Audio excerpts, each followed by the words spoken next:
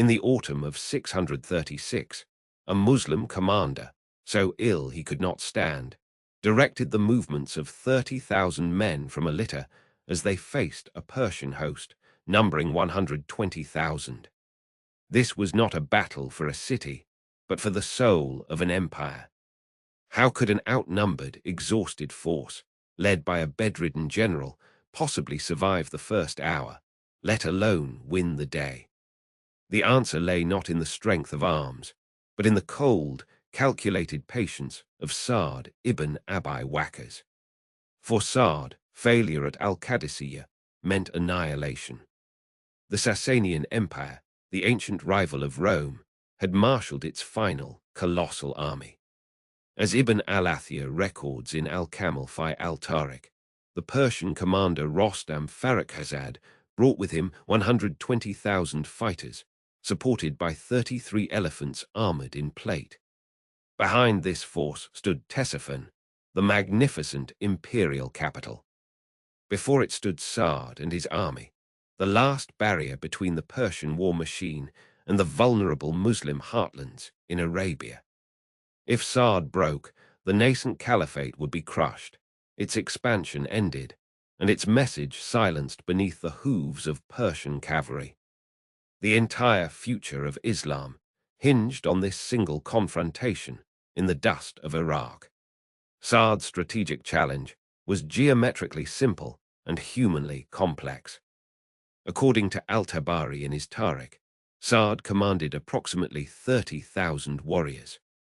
He chose his ground with meticulous care, arraying his army before the Attic Canal, using its waters to protect his flanks. His reasoning was defensive and psychological. He would let the immense Persian army come to him. He knew its very size was its weakness. Command and control would be difficult, and its lines would become stretched and disordered.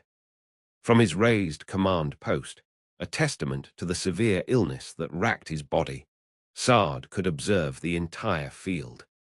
His tactical plan was one of disciplined absorption.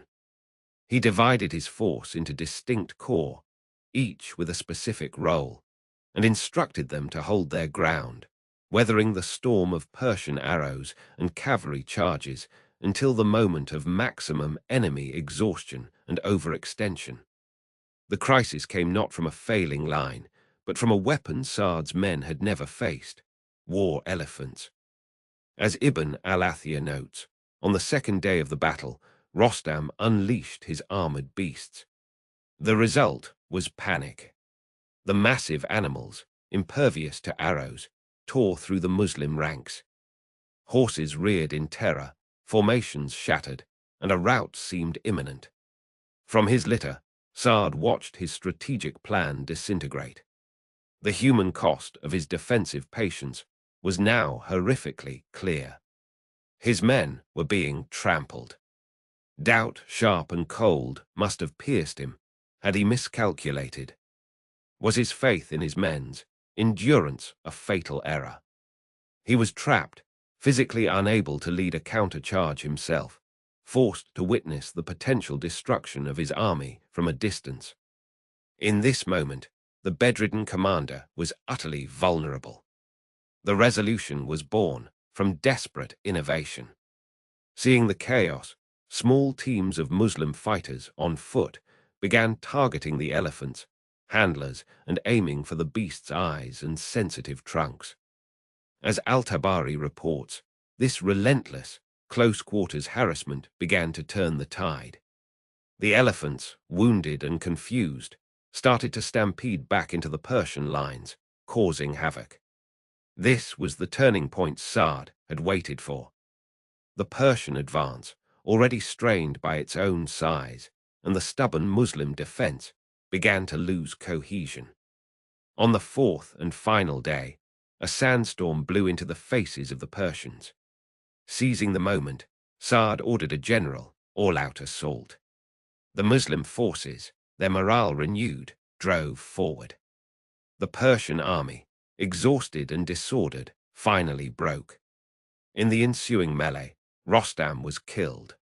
The strategic payoff of Sa'd's patient defense was total. The legendary Sasanian army was destroyed. But as the sand settled over the corpses of men and elephants, a new and chilling reality presented itself. The path to Ctesiphon, the fabled seat of Persian power, was now open. Yet between Sa'd and the capital stood a maze of defended canals, fortified towns, and the vast, unknown Euphrates. The Persian emperor, Yazdijerd III, was still at large, already gathering what remained of his shattered nobility. The victory at al-Qadisiyyah had not ended the war. It had merely opened the door to a deeper, more dangerous phase. Sa'd, still gravely ill, now had to move his weary army forward into the very heart of the enemy's empire, where every bridge could be an ambush and every city a new battle. The test of patience was over. The test of conquest was about to begin. EVENTSCOVID. The Battle of al-Qadisiyyah, deployment and initial strategy, the crisis of the Persian elephant charge, and its resolution. The year is 636. The city of Ctesiphon, the grand capital of the Sasanian Empire, has fallen to the Muslim armies. Yet victory is not complete. A storm is brewing. The Sasanian forces, still formidable, are regrouping. Their numbers, between 30,000 and 40,000, according to al-Tabari, are marching north to the city of Jalula, determined to reclaim their empire. Against them, the Muslim forces, led by Sa'd ibn Abi Waqqas, stand with between 12,000 and 15,000 men. The odds are daunting, but the stakes are even higher.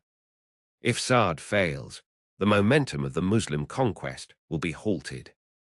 The Sasanian Empire, though wounded, could rise again, threatening the very existence of the fledgling Islamic State. The consequences are dire. The future of the Ummah hangs in the balance. Sa'd knows he must act decisively. The terrain favors the Sasanians.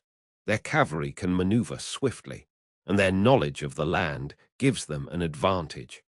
But Sa'd has a plan. He will use the desert itself as a weapon. The Battle of Nihawand is not just a clash of arms, but a battle of wits. Sa'd positions his forces carefully, using the natural barriers of the land to offset the enemy's numerical superiority. He knows that the Sasanian cavalry will attempt to encircle his army, so he digs trenches and fortifies his flanks. The Muslim archers are placed strategically, their arrows ready to rain down upon the advancing enemy. Sa'd's tactical reasoning is clear. He must neutralize the Sasanian cavalry before they can gain the upper hand. But as the dust settles and the battle lines are drawn, a new threat emerges. According to Ibn al-Athir, a faction within Sa'd's own army begins to waver. Some commanders, fearful of the overwhelming odds, whisper of retreat. Doubt creeps into the ranks. Sa'd, ever the strategist, faces a moment of real difficulty. He must now contend not only with the external enemy, but with internal dissent. The unity of his army is at risk. Sa'd calls a council of war. The tension is palpable. The commanders argue, voices raised in fear and frustration. Sa'd listens, his expression unreadable. He knows that hesitation could mean defeat. But he also knows that forcing his men to fight against their will would be catastrophic. He must find a way to unite them, to remind them of their purpose. According to al-Tabari, Sa'd stands before his men and speaks not as a general, but as a brother. He reminds them of the promise of Allah, of the honor and duty they bear. His words are not of fear, but of faith, of conviction. Slowly, the dissenting voices fall silent. The army is once again united, their resolve strengthened.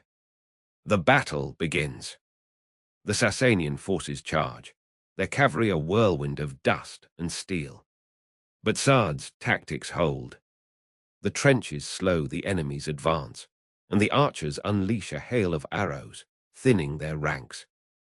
The Muslim infantry stands firm, their shields locked, their spears ready. The Sasanians, despite their numbers, are pushed back. The battle rages on, but the tide has turned. The strategic payoff is clear.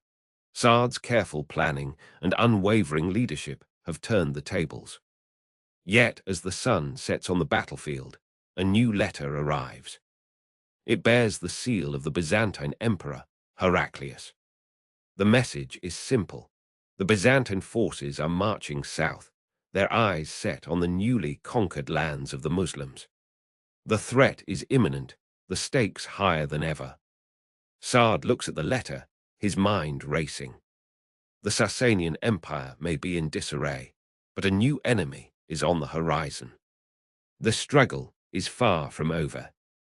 Eventcovid, the Battle of Jalula, internal dissent within Sa'd's army, the letter from Heraclius. The whispers had become roars. Sa'd ibn Abi Waqqas, his army encamped on the banks of the Tigris, faced a city that was the very heart of the Persian Empire, Ctesiphon. Not a mere city, but the seat of the Sasanian kings, a metropolis of untold wealth and ancient power. Yet within its formidable walls lay not just a military prize, but the future of a nascent empire. For if Ctesiphon fell, the empire of the Persians, which had stood for centuries, would shatter. But Sa'd's forces, numbering perhaps 30,000 men, were arrayed against a city whose defenders, according to al-Tabari, could be as many as 100,000, bolstered by Persian regulars and tribal levies. The disparity was stark, the odds daunting. The fall of Ctesiphon would mean more than just conquest. It would be a definitive statement of the new order. The wealth of the Sasanian treasury, the legendary riches of the Chosroes, would flow to Medina, providing the nascent Muslim state with resources to consolidate its gains and expand further. It would secure the eastern frontier, allowing the Caliphate to focus its attention elsewhere. Failure, however, meant a potential resurgence of Persian power, a devastating blow to Muslim morale, and the possible unraveling of years of hard-won victories. Sa'd understood the weight of this moment. He was not just a general. He was a companion of the Prophet Muhammad, entrusted with a mission that transcended mere earthly conquest. The challenge was immense. Ctesiphon was a city of immense fortifications, protected by the mighty Tigris River on one side and a labyrinth of walls and towers on the other. The Persian army, under the command of a general named Bahman, was reportedly 40,000 strong, according to Ibn al-Athir, and stationed within the city, ready to defend their capital. Sa'd's own army, though seasoned, was a fraction of this potential force. His scouts had reported that the Persians had deployed their forces strategically, blocking the main routes into the city and preparing for a protracted siege. A direct assault on the walls, with the Tigris at their backs and a numerically superior enemy within, was suicidal. Sa'd gathered his commanders. The usual plans of siege warfare, undermining walls, building siege engines, prolonged blockade, seemed insufficient against such a well-defended metropolis. He needed a strategy that would exploit the Persians' overconfidence and their reliance on their formidable defenses. He recalled the Prophet Muhammad's own teachings about seizing opportunities and employing unconventional tactics. He observed the Tigris, a wide and deep river, and a key element of Ctesiphon's natural defenses. But rivers could also be bridges, or in this case, a pathway. Ibn Kathir records that Sa'd consulted his trusted generals, including Khalid ibn Erfuta and Karka ibn Amma. The prevailing mood was one of caution, bordering on despair, given the defensive strength of Ctesiphon and the enemy's numerical advantage. Sa'd, however, possessed a keen strategic mind, honed by years of experience. He knew that the Persians, secure in their city, would not expect an amphibious assault across the Tigris. He devised a daring plan, a feint to draw the enemy's attention to one part of the city, while a select force would cross the river under the cover of darkness and attack the city from an unexpected direction. The plan was audacious, bordering on reckless. The Tigris was a formidable obstacle, its currents strong and its depth unknown in many places. As al-Tabari details, Sa'd ordered a detachment of his army, led by Sa'd ibn Abi, to make a show of force along the riverbank, to engage the Persian patrols and create the impression of an imminent river crossing at a specific point. Simultaneously, Sa'd himself would lead the main assault force across the river at a seemingly impassable location further downstream. The risk was immense. If the crossing failed, the entire army could be exposed and annihilated. As the hour approached, Sa'd stood by the Tigris, the moonlight glinting on the water. His heart, though resolute, was not without its apprehension. He had seen the faces of his men, the mix of courage and fear. He knew that a single miscalculation, a single failure of nerve, could lead to a catastrophic defeat. He had committed to this course, relying on the courage of his soldiers and the favor of Allah. The crossing began. Horsemen, their armor gleaming, plunged into the dark waters, followed by foot soldiers, their swords drawn. The current was fierce, and some men and horses were swept away, but the majority pressed on, their determination fueled by Sa'd's unwavering resolve. The crossing was a brutal success. The Persian defenders, caught by surprise by the audacious maneuver, were thrown into disarray. While the feint had drawn some attention, the main force under Sa'd emerged from the river and began to scale the walls. The battle within Ctesiphon was fierce and bloody. According to Ibn al-Athir, the Muslim soldiers fought with the ferocity of lions, their faith their shield, and their swords their guide. The Persian army, disorganized and demoralized by the unexpected attack from within their supposedly impregnable defenses, began to crumble. The city, once the jewel of the Sasanian Empire, was breached. The spoils of Ctesiphon, including the legendary ivory throne of Chosroes and vast quantities of gold and silver, fell into the hands of the Muslim army. But the victory, though monumental, was not the end. As the dust settled over Ctesiphon, a chilling realization dawned upon Sa'd and his commanders. The vast Persian army, though defeated in the capital, had not been entirely destroyed. Reports began to filter in, carried by frantic scouts, of a massive Persian army, estimated by some to be over 50,000 men, regrouping and preparing for a counter-offensive further east in the plains of Jalula. The riches of Ctesiphon were now a tantalizing prize, but also a dangerous beacon, attracting the wrath of a wounded empire. EVNTSCOVEID, the Siege of Ctesiphon, Crossing of the Tigris River, Battle of Ctesiphon. The Tigris River, the ancient moat of empires, now flowed between Sa'd ibn Abi Waqqas and the ultimate prize. Ctesiphon, the Sasanian capital, known to the Arabs as al-Madarin. On its eastern bank, the veteran of Uhud stood with an army of 70,000 Muslim fighters, their gazes fixed on the sprawling palace complexes of the Persian King of Kings.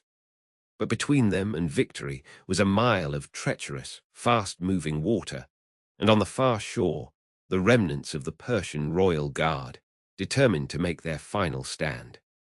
Sa'd had shattered the main Persian army at al-Qadisiyyah, but now he faced an obstacle no amount of courage could directly assault: geography itself. The fall of Ctesiphon was not merely a military objective. It was the symbolic death knell of the Sasanian Empire.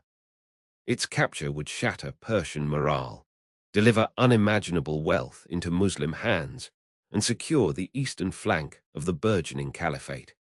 Failure here, however, would be catastrophic. A prolonged stalemate on the river would allow the defeated, but not destroyed Persian forces to regroup in the northern mountains. It would give the empire time to summon fresh armies from its farthest provinces. The momentum of the entire Mesopotamian campaign, won at such cost at al-Qadisiyyah, would evaporate. The Muslim army, so far from home, would be left stranded in hostile territory, vulnerable to counterattack and the grinding toll of a failed siege. The stakes were the entire eastern project of the caliphate. Sa'd surveyed the problem with the cold eye of a strategist. Direct assault was suicide. The river was too wide and deep to ford, and the Persians had gathered every boat on their side of the Tigris, denying him the means for a conventional crossing. Ibn al-Athir notes in al-Kamil fi al-Tariq that the Persian commander, tasked with the capital's defense, had deployed his forces along the bank, confident the river was his impregnable wall. Sa'd's initial probes confirmed the grim reality. Any boat his men launched was met with a storm of arrows and javelins from the defended opposite shore. The army was stuck. For days, councils of war were held. Some commanders advocated for a long march north to find a ford, a move that would waste precious time and energy. Others suggested constructing rafts, but the Persians would see and destroy them before they were halfway across. The strategic challenge was absolute. They had to cross a major river directly into the teeth of enemy defenses with no naval assets. Then a solution was born from observation and ingenuity. Scouts reported that the Persians, believing themselves secure, returned to their camps at night, leaving only light pickets along the riverbank. The idea took shape in Sa'd's mind. As al-Tabari records in his Tariq, Sa'd commanded his men to scour their own side of the Tigris for every piece of wood, animal skin, and empty jar they could find. They were to build not boats, but something the Persians would not expect: floating platforms and makeshift pontoons. The plan was audacious. Under cover of darkness, a hand-picked vanguard led by the fierce commander al-Qadisiyyah ibn Amr would attempt a silent crossing at a narrowed point downstream, using these improvised vessels. Their mission was not to conquer the far shore, but to seize enough ground to establish a bridgehead and, critically, to capture Persian boats moored there. These captured boats would then be used to ferry the main army across. The night of the operation arrived, cloaked in an anxious silence. The selected men, laden with their crude floats, slipped into the icy waters of the Tigris. The plan immediately encountered crisis. The current was stronger than anticipated. Several rafts were swept away. Whispers of panic began to ripple through the ranks waiting on the bank. From his command post, Sa'd could see nothing but darkness and hear only the rushing of the water.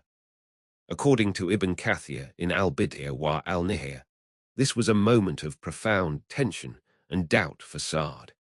He had staked the entire campaign on this single, risky gambit. If al-Qadisiyyah's force was detected and destroyed in mid-river, it would be a devastating blow to morale and would cement the Persian defense. The weight of command pressed down on him. Every minute of silence stretched into an eternity. Had his men drowned? Had they been captured? The strategic genius of al-Qadisiyyah was here reduced to a man waiting in the dark, utterly dependent on the courage and luck of a few hundred souls in the water. Then a signal fire flickered on the distant bank. It was the prearranged sign. Al-Qadisiyyah ibn Amr and his warriors had not only crossed successfully, but had achieved complete surprise. They fell upon the unsuspecting Persian night guards with terrifying speed. The bridgehead was secured. True to the plan, they seized every boat they found. As dawn broke, the main Persian force awoke not to a distant enemy, but to the sight of Muslim soldiers firmly entrenched on their side of the river, and a fleet of their own boats now shuttling the main Islamic army across the Tigris in relentless waves. The Persian defense crumbled in the face of this tactical masterstroke. They abandoned the river line and retreated in disarray towards the walls of Ctesiphon itself. Sa'd's army crossed unimpeded. The Tigris, the empire's great shield, had been breached in a single night. The subsequent capture of Ctesiphon was, in comparison, an anticlimax. The Persian emperor, Yazdijerd III, had already fled eastward with his court and the bulk of the royal treasury, though a legendary fortune was left behind in the White Palace. Muslim forces entered the grand capital to find it largely deserted by its defenders. The spoils were beyond comprehension: mountains of gold, silver, jewels, and the legendary jeweled carpet of the Iwan known as the Spring of Khosrow. But for Sa'd, the triumph was tempered by a new and insidious threat. The distribution of this unimaginable wealth sowed the first seeds of serious discord within his army. Grumblings about favoritism in the division of plunder began to surface. More dangerously, whispers reached Sa'd that complaints about his leadership, about the pace of the campaign, about his decisions, were being bundled into letters and sent directly to the Caliph Umar in Medina. The conqueror of Ctesiphon was no longer just fighting Persians. He was fighting the perceptions and politics of his own people. Then the decree arrived from the Caliph. As Ibn al-Athir records, Umar ibn al-Khattab, ever vigilant and austere, had heard concerning reports. He was summoning Sa'd to Medina to answer questions about his conduct and the management of the war. Sa'd was to leave his command immediately and present himself before the commander of the faithful. Sa'd ibn Abi Waqqas stood amidst the marble halls of a conquered empire, the architect of a victory that had reshaped the map of the world. Yet the letter from Medina carried a chill that the Persian winter could not match. He had to leave his army, the men he had led from victory to victory, and journey 1,000 miles to defend his honor before a ruler known for his piercing scrutiny and uncompromising justice. The question hung in the opulent air of the captured palace. Were the whispers of doubt about to undo the man who had just felled a kingdom? Evntcovid Tigris river crossing, capture of Ctesiphon, al-Madin, recall to Medina by Caliph Umar.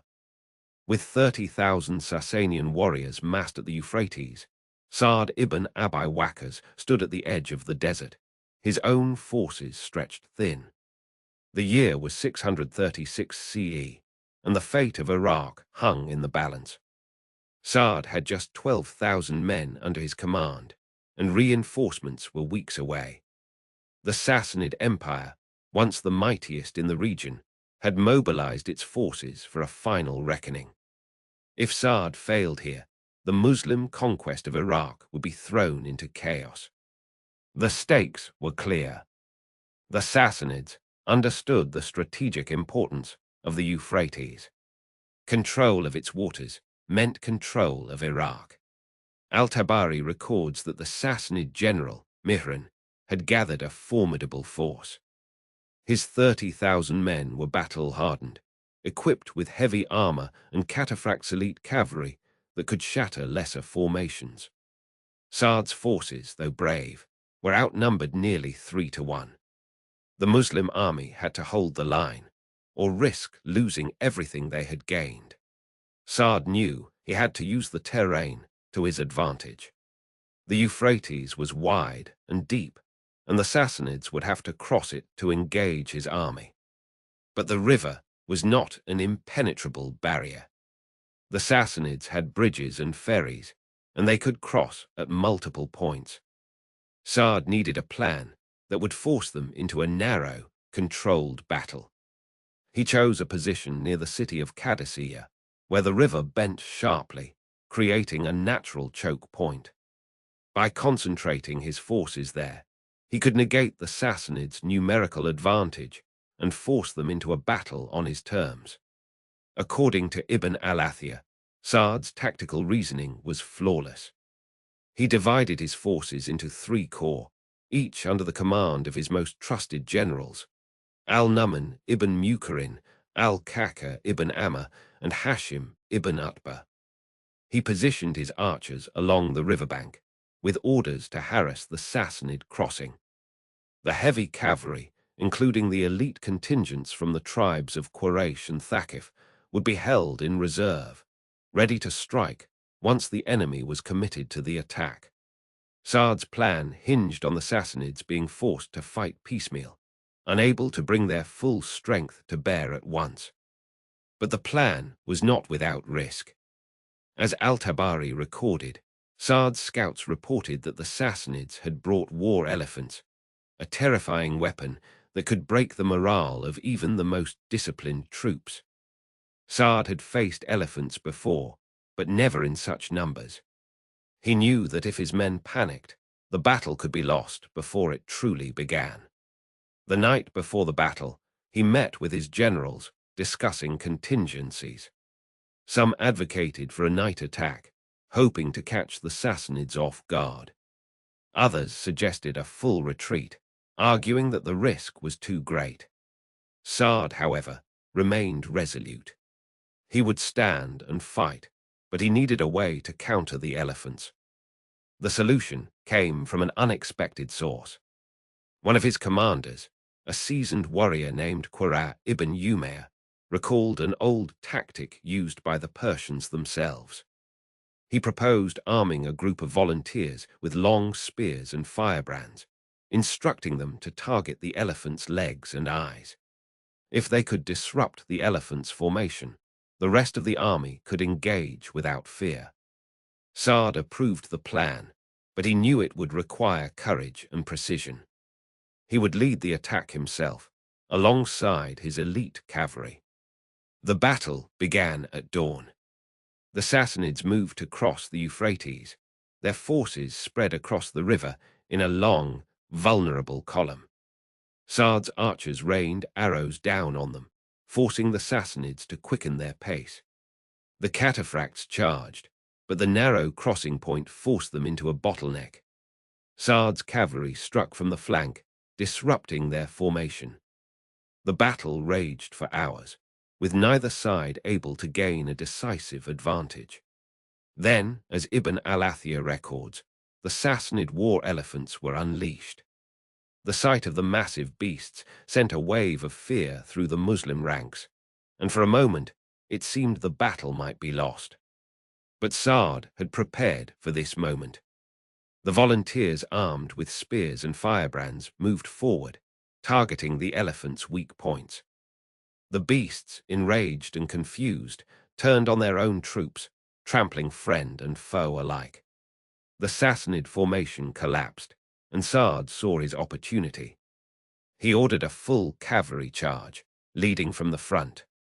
The Muslim forces surged forward, breaking the remaining Sassanid resistance. Mihran, seeing the battle was lost, fled the field, leaving his army in disarray.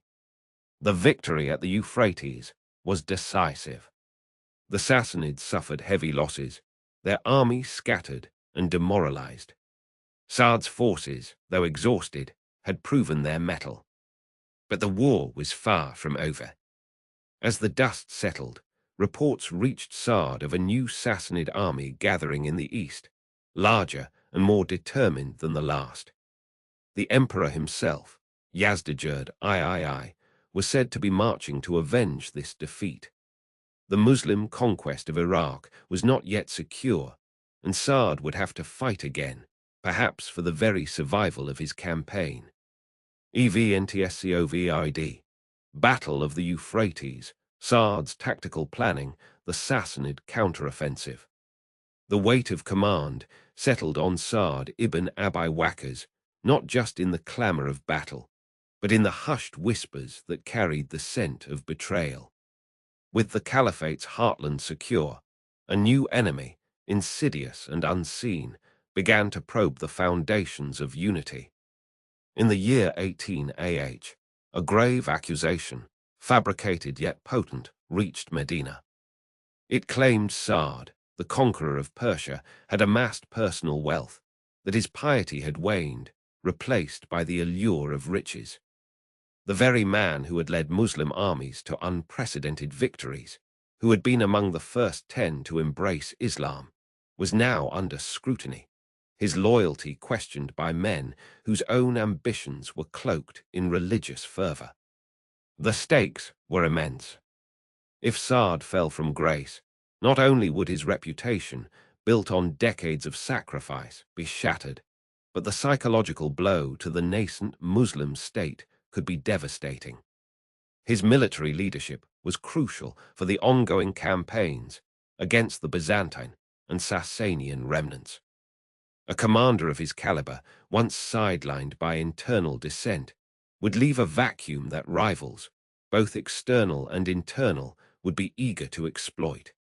The unified front that had enabled the rapid expansion of Islam was being tested, not by enemy swords, but by the venom of innuendo. The calumny reached its peak when Sa'd was summoned to Kufa, the burgeoning capital of Iraq, where he had been appointed governor. He arrived not to the accolades of his soldiers, but to a tribunal convened by the Caliph, Umar ibn al-Khattab. The accusations were laid bare: that Sa'd was not distributing wealth justly, that he held prayers with less rigor than required, that he was not attending Friday congregational prayers. These were not charges of military defeat, but of moral failing, a far more dangerous weapon in the court of public opinion and religious scrutiny. As al-Tabari recorded in his Tariq al-Rusul wa al-Muluk, the Caliph, Umar, a man known for his unyielding justice and keen judgment, was deeply troubled. He knew Sa'd's character, his unwavering faith, his bravery in the face of death. Yet the sheer volume and persistence of the complaints could not be ignored, especially when they touched upon the core tenets of the faith. Sa'd, the man who had faced down the Sasanian army at Qadisiyah, commanding a force that sources suggest was around 30,000 men against a Persian host estimated by Ibn al-Athir to be upwards of 100,000, now found himself in a different kind of battle. Facing the Caliph, surrounded by accusers, he felt a profound sense of isolation. His tactical genius on the battlefield had always relied on clear objectives, discernible enemy strengths, and the loyalty of his troops. Here the enemy was shrouded in anonymity. Their weapons were lies and manufactured grievances. He had to strategize not with formations and flanking maneuvers, but with truth and integrity. He answered the charges directly, detailing his governance, his distribution of spoils, and his personal adherence to religious duties. He explained that his prayers were indeed shorter when he was ill, a fact he believed was being twisted into negligence. He affirmed his commitment to the faith, a commitment forged in the earliest days of Islam, long before any power or position was attainable. The trial was a grueling ordeal. The Caliph Umar, as Ibn Kathir details in al-Bidayah wa al-Nihaya, listened intently, his gaze piercing, weighing every word. Sa'd's defense was not aggressive, but steadfast. He did not accuse his accusers by name, but he presented evidence of his actions, of the justice he had striven to uphold. He spoke of his campaigns, of the sacrifices made, of his unwavering loyalty to the Caliphate and to Islam. He demonstrated his faith not with pronouncements, but with his life's work. The weight of the accusations pressed down on him, the humiliation of being questioned in such a manner, especially by men he considered to be fellow Muslims, was a heavy burden. Doubt, a rare visitor to his soul, began to surface. Had his commitment wavered without him realizing? Was the love of comfort in the settled lands of Iraq subtly altering his perspective? These were the internal battles that tested him more than any external foe. The resolution of this crisis was not a dramatic military victory, but a testament to the character of Sa'd and the wisdom of Yuma. After a lengthy examination, Yuma found the accusations wanting. The evidence presented by Sa'd, coupled with his known history and integrity, convinced the Caliph. As Ibn al-Athiyah notes, Yuma was satisfied with Sa'd's explanation regarding his prayers and the distribution of wealth. He recognized the insidious nature of the complaints, likely fueled by political envy and a desire to destabilize his administration in Iraq. Sa'd was exonerated, his position as governor affirmed. He had faced down a storm of deceit, not with a sword, but with the unyielding strength of his truth. Yet, as Sa'd returned to his duties in Kufa, a disquiet remained. While he had been cleared, the source of these malicious whispers had not been fully identified. The palace, once a symbol of conquest, now felt like a place where unseen daggers could be drawn. And as Sa'd settled back into the rhythm of governance, a new directive arrived from Medina, one that would draw him away from Iraq and into a fresh challenge, a challenge that would test his faith and resolve in ways he had never anticipated. What was this new command, and who had orchestrated the conspiracy against him? The serpent in the palace had been exposed, but its head remained at large, its venom still a threat to the fragile unity of the growing Muslim empire. Evntscovid. Sa'd ibn Abi Waqqas faces accusations of corruption and negligence. Trial of Sa'd ibn Abi Waqqas. Sa'd's exoneration by Caliph Yuma.